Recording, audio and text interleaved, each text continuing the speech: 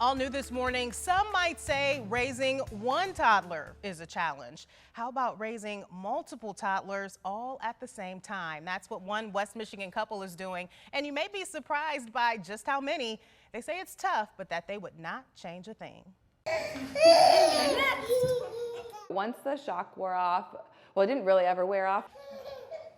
Rachael and Jake Schisler are raising not one, not two, not three, but 6 toddlers. Had our twins in 2020 and then the quadruplets in 2022. So it's just been a crazy ride since then. The two met while on the swim team at Albion College and say they'd always planned to have somewhat of a big family. We thought we would have like 3 to 4 kids. Obviously we weren't thinking it would all be at the same time. Don't know that I would have ever said I wanted 6, but 4 was probably more what we were thinking. So once we had the twins, we were like, okay, even if we have twins again, it'll be okay.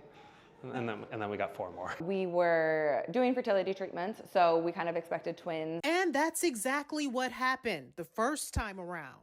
2 years later, a trip to the doctor's office would bring an even bigger surprise. In the ultrasound, they were like, oh, there's 3, and then she was like, oh, wait, there's 4. That was very shocking. Jake started laughing, and I was like, it's really not funny.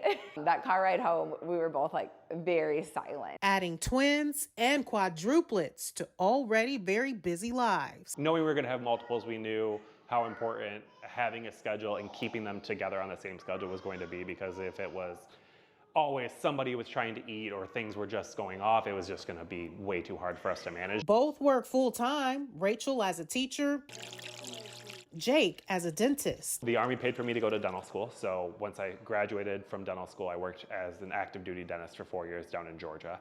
And then once I got off of active duty, I now transitioned and I'm in the National Guard. Add father of 6 girls to the list. They're all fraternal, so they all have their very different personalities, which is really cool. We've got like feisty, we've got very type A, we've just got fun and wild, so very different.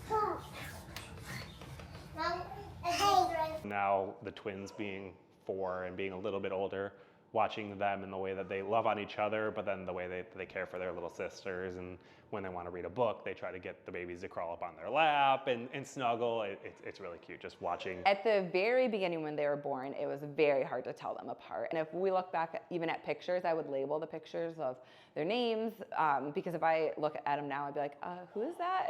Which one is that? Mama. I know.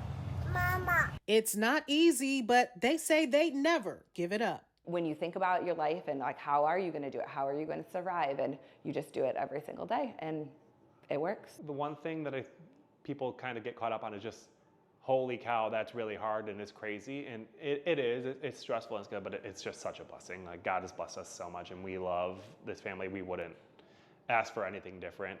It's not what we envisioned, but it's what He gave us and we love it, and we wouldn't trade any of it for the world.